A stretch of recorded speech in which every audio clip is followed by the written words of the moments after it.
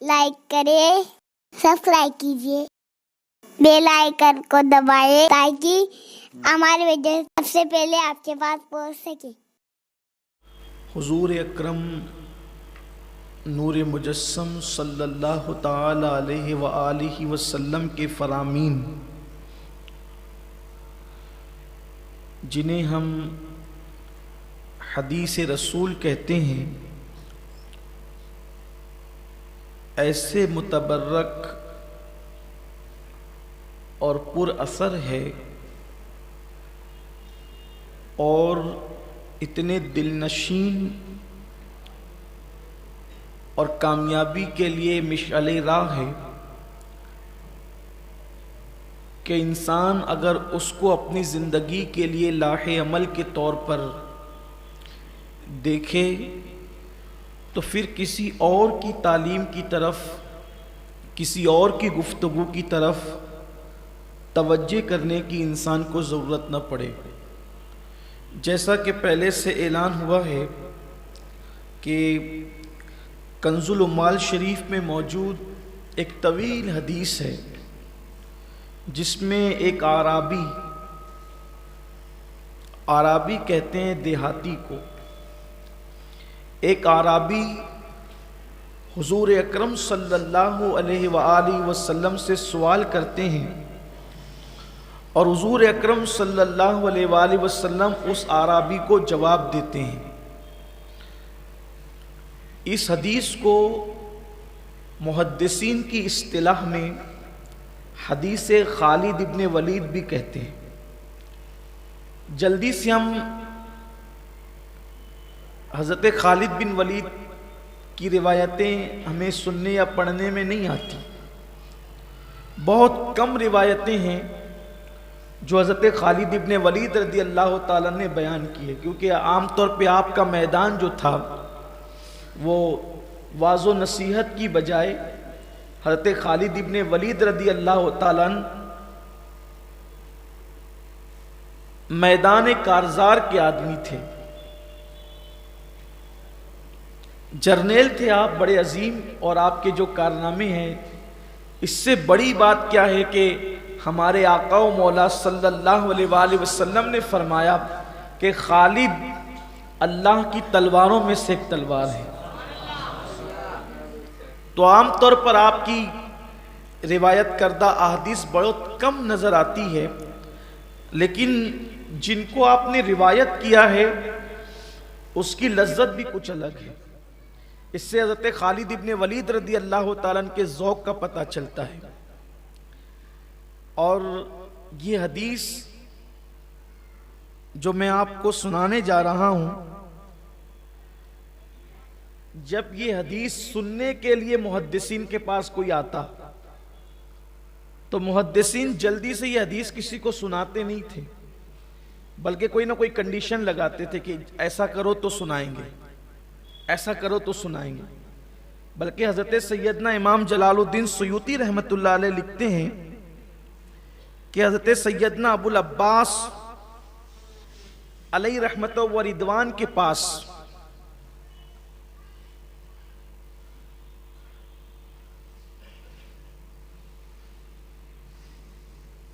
ایک شخص آئے اور آنے کے بعد ان سے پوچھا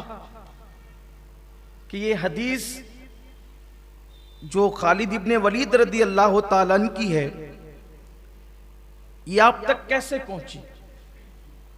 یہ روایت مجھ تک جو پہنچی ہے وہ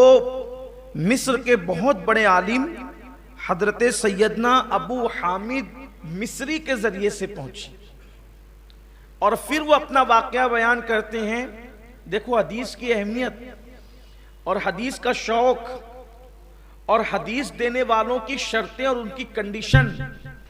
آج تو بلا کر کے لوگوں کو حدیث سنائی جاتی ہے، لیکن لوگ معاذ اللہ سننے کے لیے تیار نہیں ہے۔ امام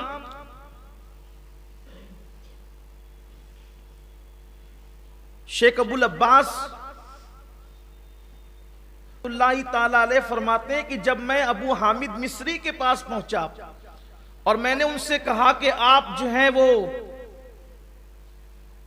مجھے حدیث خالد بن ولید سنائیں، مجھے حدیث خالد ابن ولید سنائیں، تو حضرت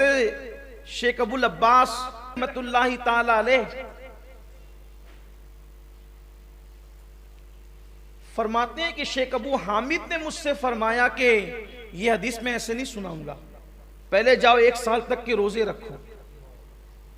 1 سال روزے رکھنا، اس کے بعد آنا، پھر میں یہ حدیث تمہیں سناؤں گا جو حدیث خالد ابن ولید ہے، جو آج آپ اور ہم سننے والے ہیں۔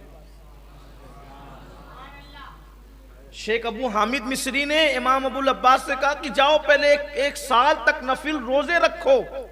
اور کیا شوق تھا کہ امام ابو العباس نے پھر اپنے استاد کے کہنے پر 1 سال تک نفل روزے رکھے، اور جب انہوں نے نفل روزے رکھے اور پھر اس کے بعد وہ تشریف لائے، تو شیخ ابو حامد مصری رحمت اللہ تعالی علیہ نے یہ حدیث جو حضرت سیدنا خالد ابن ولید رضی اللہ تعالیٰ عنہ سے مروی ہے انہوں نے بیان فرمائی۔ حضرت سیدنا خالد ابن ولید رضی اللہ تعالیٰ عنہ فرماتے ہیں کہ ہم آقا کریم رؤوف الرحیم صلی اللہ علیہ وآلہ وسلم کی بارگاہ میں موجود تھے، اور آقا کریم صلی اللہ علیہ وآلہ وسلم کی بارگاہ میں ایک اعرابی آیا، یعنی دیہاتی آیا، اور آ کر اس نے آقا کریم صلی اللہ علیہ وآلہ وسلم سے سوال کرنا شروع کیے، اور آقا کریم صلی اللہ علیہ وآلہ وسلم نے اس کے جواب عنایت فرمائے۔ اعرابی والا کے دیہاتی تھے، لیکن ان کے سوالات کتنے خوبصورت ہیں، اور پھر افصح العرب حضور اکرم صلی اللہ علیہ وآلہ وسلم کے جوابات کا کیا کہنا، ایک ایک چیز دل میں بٹھانے کے قابل ہے۔ اگر اس ایک حدیث ہی کو ہم یاد کر لیں اور اسی پر عمل کرنے کا ذہن بنا لیں کہ مجھے اس ایک حدیث پر ہی عمل کرنا ہے، تو انشاءاللہ تبارک و تعالی اس ایک حدیث پر عمل کی برکت سے دنیا بھی کامیاب ہے اور آخرت بھی کامیاب ہے۔ حضرت سیدنا خالد ابن ولید رضی اللہ تعالیٰ عنہ فرماتے ہیں کہ جس وقت اس اعرابی نے سوال کیا کہ یا رسول اللہ صلی اللہ علیہ وآلہ وسلم، میں سب سے بڑا عالم بننا چاہتا ہوں، عالم نہیں بننا چاہتا، دیہاتی کی سوچ دیکھیں، اعرابی کی سوچ دیکھیں، عالم نہیں بننا چاہتا، صرف سب سے بڑا عالم بننا چاہتا ہوں۔ کیسے بنوں گا سب سے بڑا عالم؟ افصح العرب سید الفصحاء مصطفیٰ جان رحمت صلی اللہ علیہ وآلہ وسلم نے فرمایا اگر تم سب سے بڑے عالم بننا چاہتے ہو تو اللہ سے ڈرو، تم سب سے بڑے عالم بن جاؤ گے۔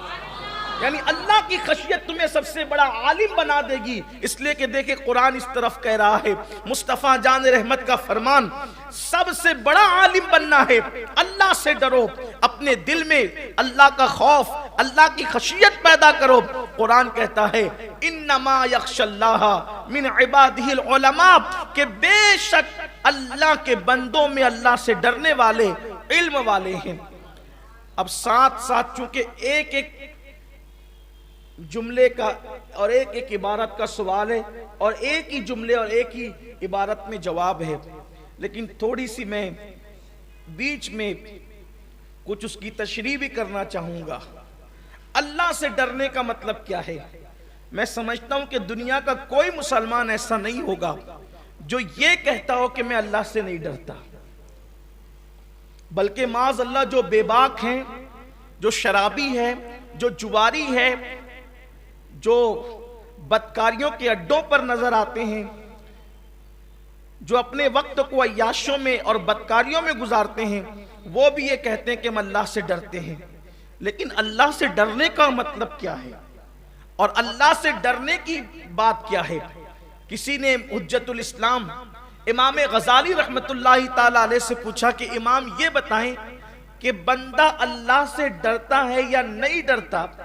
اس کی پہچان کیا ہے؟ یا اللہ سے ڈرنے والوں کی پہچان کیا ہے؟ کون بندے جو اللہ سے ڈرتے ہیں؟ اب ہم سوچتے ہیں نماز پڑھتے ہیں ہم اللہ سے ڈرتے ہیں، چہرے پہ داڑھی رکھنے میں اللہ سے ڈرتے ہیں، ہم جو ہے وہ تسبیح و تحلیل میں رہتے ہیں اللہ سے ڈرتے ہیں، لیکن امام غزالی رحمت اللہ تعالی علیہ فرماتے ہیں کہ اللہ سے ڈرنے والوں کی پہچان یہ ہے کہ اللہ رب العزت نے جن جگہوں پر جانے سے منع کر دیا، ان جگہ پر تمہیں اللہ نہ دیکھے، اور جن جگہ پر اللہ نے تمہیں جانے کا حکم دیا اس جگہ سے اللہ تمہیں غیر حاضر نہ پائے، یہ اللہ سے ڈرنے کی علامت ہے۔ یعنی جہاں سے اللہ نے روک دیا، یہ نہیں فرمایا کہ انسان تمہیں نہ دیکھے، اس لیے کہ انسان کی آنکھوں کی حیثیت کیا ہے؟ چھپتے چھپاتے چلے گئے، پردے میں چلے گئے، انسان نہیں دیکھیں گے، بھیس بدل کے چلے گئے، انسان نہیں دیکھیں گے۔ لیکن امام غزالی کہتے ہیں جہاں جانے سے تمہیں اللہ نے منع کیا ہے وہاں تمہیں اللہ نہ دیکھے، اس لیے کہ جب تم جاؤ گی نہیں تو وہاں تمہیں کیسے دیکھا جائے گا؟ مطلب یہ کہ وہاں تم نہ جاؤ، ورنہ آج انسان تو چھپ چھپا کر سبھی کر رہا ہے۔ اور کتنی حیرت کی بات ہے، جس اللہ نے عذاب دینا ہے اور جس اللہ نے اجر دینا ہے، انسان سب سے چھپنے کی کوشش کرتا ہے، مگر اس اللہ کا خیال نہیں کرتا جو انسان کے دل کی دھڑکنوں سے بھی باخبر ہے۔ تو اللہ سے ڈرو، اللہ کا ڈر تمہیں سب سے بڑا عالم بنا دے گا، اللہ کا خوف تمہیں سب سے بڑا عالم بنا دے گا۔ حالانکہ